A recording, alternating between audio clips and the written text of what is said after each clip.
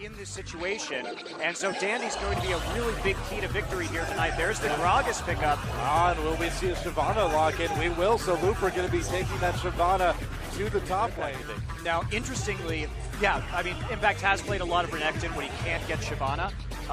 Yeah, I don't think we're going to see that. Faker likes to play Riven into Gragas. Yeah, he does. And there's a Mundo, actually. He has picked Riven into Gragas before, and yep, that's exactly what's coming out. Under your couch, in the mid lane, Faker versus Dade. Two MVPs doing battle in the finals.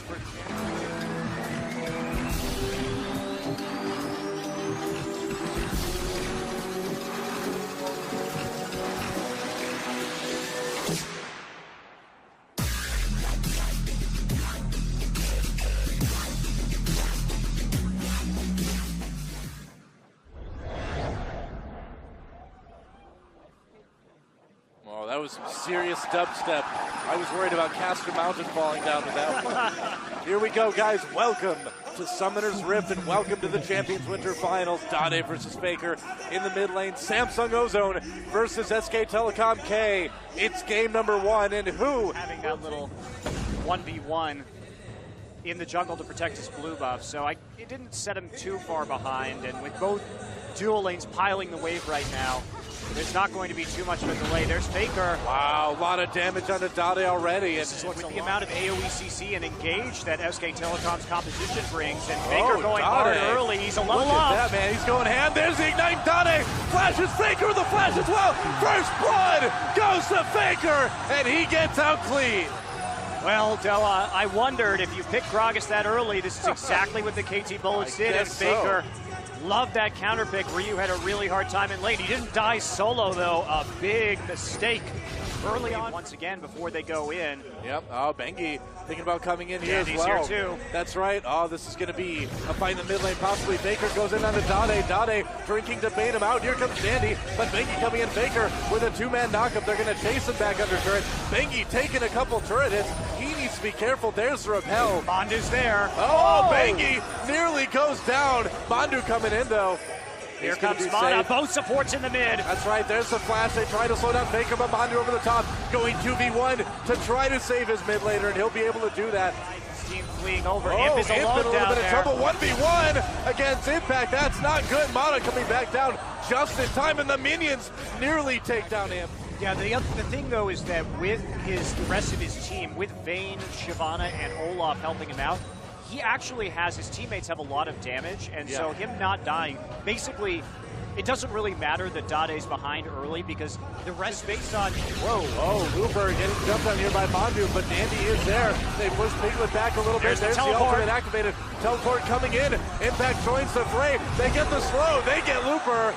A kill once again for SK Telecom. Very nice. Pulls themselves back in. 500 gold difference due to the CS, due to those kills. Still in favor of SK Telecom. Mana gets caught. He flashes, he gets caught, he gets taken down very, very quickly. Still low, gets away. There's the solar flare. They do manage to take out Mana, but Mandu came in with that solar flare. Dandy on the run though now. Oh, there's a knockup and a double kill for Impact. It's not getting much better for Samsung Ozone as Imp may be about to lose his life. There's the flash. Will anyone chase? Pops the barrier as well.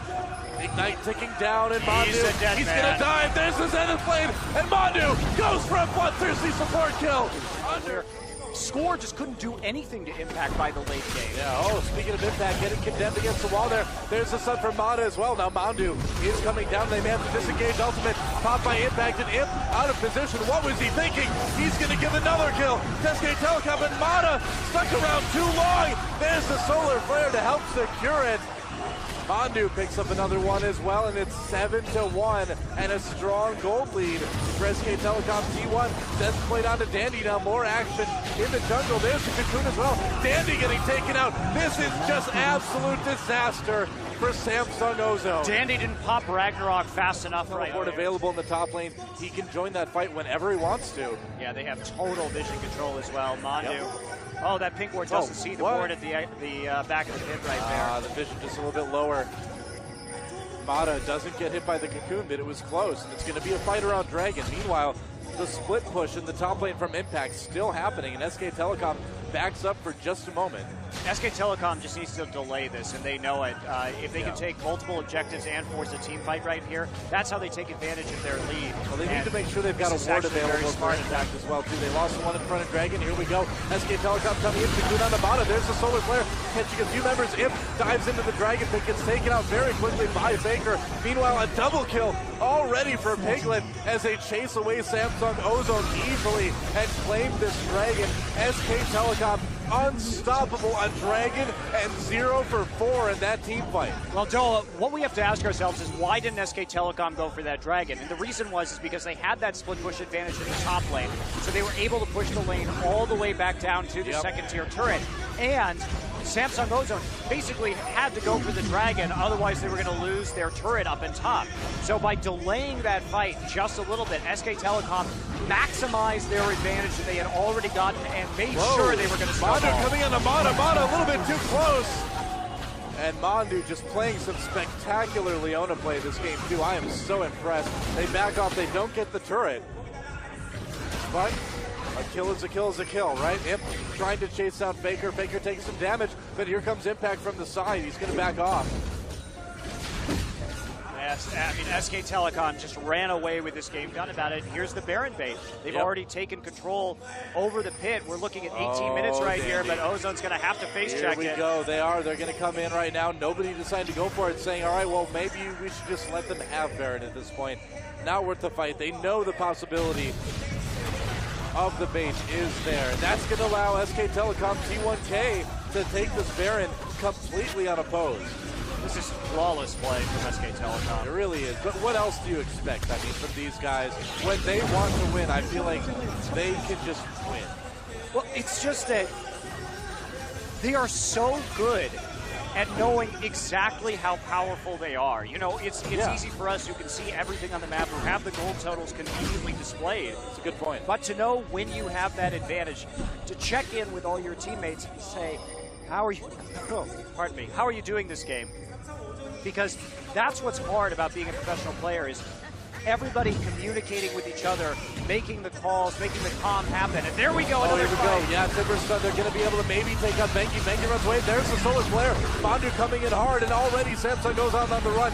Impact, such a beefy front line. Nobody can get through him. And now it's just clean up. Double kill for Faker. Make it a triple kill. And that triple kill could seal the deal in game number 1. The death timers still really low. We are still sub 20 minutes, people, but already Samsung on the ropes. SK Telecom gonna take an easy inhibitor, and I wonder if we may just see a surrender at 20 game 1 of the grand finals. It really is difficult to think about how SK Telecom could have played this game more perfectly, Doa, is particularly from a rotational standpoint, because every mistake that Samsung Ozone made was just magnified by SK Telecom's subsequent decisions. And they played it out beautifully, taking an 18-minute Baron, not being afraid to go ahead and make aggressive decisions around objectives, forcing fights when they knew they had an edge, when they knew they could win. And they are looking strong. Samsung Ozone, a lot of issues here early. Yeah, well, they're sticking in it, but right now, 20 minutes, and there's the surrender. All right, wow. I don't think I have ever seen such a quick game in the grand finals, and that was a raffle stop.